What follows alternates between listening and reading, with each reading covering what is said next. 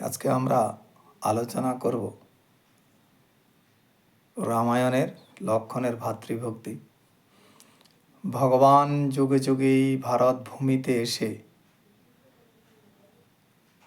মানবকে শিক্ষা দেওয়ার জন্য যুগে যুগে এক এক শিক্ষা দিয়ে গেছেন। এই জন্য মহাপুরুষেরা বলছেন, ভারত ভূমিতে জন্ম তার, সব ছেড়ে আগে করো পর উপকার। ভগবানও তাই যুগে যুগে জীবের কল্যাণের জন্য এসেছিলেন এবং সংসারে ভাতৃ স্নেহ ভাতৃভক্তি কেমন তার জ্বলন্ত উদাহরণ দিলেন লক্ষণ। রামচন্দ্র গোসাই যখন পিতৃসত্য পালনের জন্য বনবাসে গেলেন, লক্ষণ স্বেচ্ছায় জ্যেষ্ঠ ভ্রাতার সেই সেবা পূজা, ওনার রক্ষণাবেক্ষণ দেখাশোনার জন্য, ভাইয়ের জন্য ভাইয়ের প্রাণ কেঁদে এবং ভক্তি ভরে রামচন্দ্রের সাথে স্বেচ্ছায় বনে গিয়েছিলেন। এবং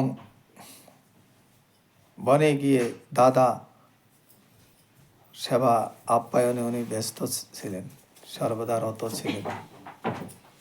তাই আমাদেরকে রামায়ণ শিখাচ্ছে যে ভাইয়ের প্রতি ভক্তি রাখতে হয়, সেই করুণাপূর্ণ ভক্তিপূর্ণ ভাবে ভাইয়ের সম্বন্ধ রাখতে হয়। ভাইয়ের জন্য বনে বিভিন্ন ফলমূল আরোহণ করে আনায়ন করে দাদার হাতে দিতেন, দাদা লক্ষণকে দিতেন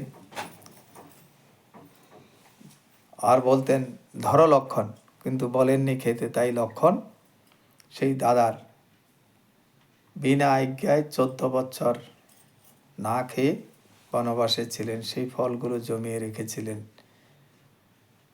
এবং ভাইয়ের সেবাতে কিঞ্চিত মাত্র ত্রুটি রাখেননি। এ হলো ভাতৃভক্তির জ্বলন্ত নির্দেশন। আমরাও এই সংসারে থেকে ভগবান এই সংসারে এসে আমাদেরকে শিক্ষা দিয়েছেন, আমরা ভাইয়ের সম্প্রীতি, ভালোবাসা, প্রেমপূর্ণ ব্যবহার, মিলেমিশে থাকতে হয়।